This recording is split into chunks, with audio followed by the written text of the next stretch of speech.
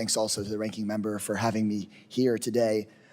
Mr. Liu, I'm sure you're aware, I led a letter alongside 30 of my colleagues here in Congress to the State Department as well as to the President. You've got it right there. Talking about credible allegations of election rigging in the Pakistani elections. And we urged that the administration withhold recognition of the new government in Pakistan until a credible and transparent investigation on election interference had been conducted. I know that the U.S. Embassy congratulated Mr. Sharif, quote, on his assumption of the office of Prime Minister, but I haven't seen a statement yet from the State Department itself. So just so we're clear at this point, yes or no, has the U.S. officially recognized the new government in Pakistan? Representative Kesar, I would like to answer with a yes or no. The actual answer is a little more complicated, if you'll allow me. The government of the United States, we don't actually go around recognizing or withholding recognition of new governments. That's not something we do anywhere around the world. What we do is we decide whether we're going to engage with a government. And so, yes, you have seen actions by our ambassador, our embassy. We are, in every interaction with this government, stressing the importance of accountability for election irregularities, sir. Can I just also add, your letter is incredibly important. It's important that the Pakistani people, the Pakistani government hear not only from the administration, but from members of Congress, and having so many of them speak together has real influence.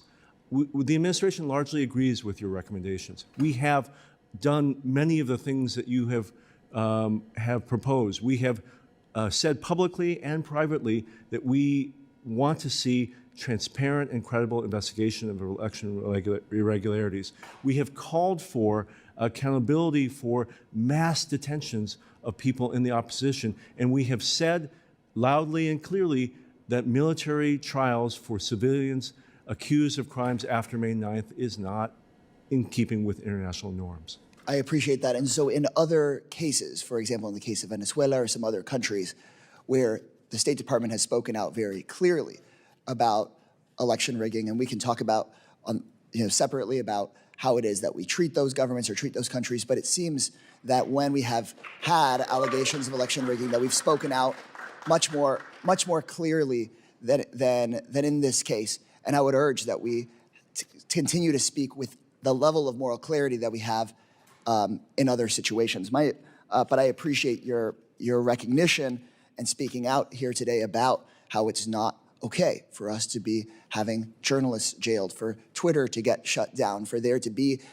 this continued, very clear to me, interference in democracy.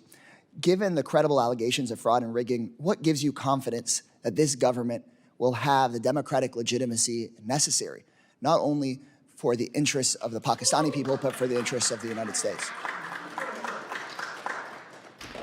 Sir, the political and economic stability of Pakistan is important for the United States. It is important that the Pakistani people... And I'm short on time. Is it your sense right now that there is going to be that democratic legitimacy, or do we have real concerns? I'm sorry, I have one more question for you, so just give me your... Sir, I think that's up to the process ongoing now in the Electoral Commission of Pakistan. One more question. Most security assistance to Pakistan has been suspended since 2018. Recently, the Pakistani ambassador said Pakistan's awaiting a decision from the U.S. on increasing military sales and financing.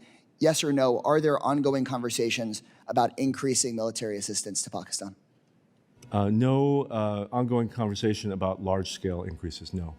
That's good to hear. Given that the U.S. has already sent hundreds of millions of dollars in aid, are there any steps the State Department is taking to ensure that the aid we send is not used for any of these abuses that you've identified? Sir, absolutely. There is very close monitoring of where our military assistance goes around the world, including to Pakistan. For example, the F-16s sold to Pakistan over 40 years ago have active U.S. technical security teams monitoring their use every day. Thank you for that. Has the U.S. identified any units of military or security forces that would not be eligible for aid? Yes. We have identified those.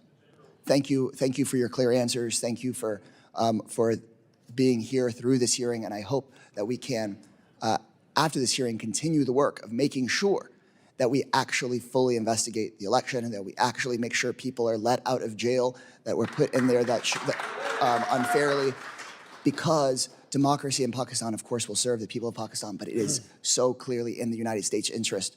I started out on this seeing the failures we had in Latin America of prioritizing military relationships over democratic relationships, and it never served us there, and it won't serve us in Pakistan very well. So thank you so much, Mr. Lee. Thank you, sir.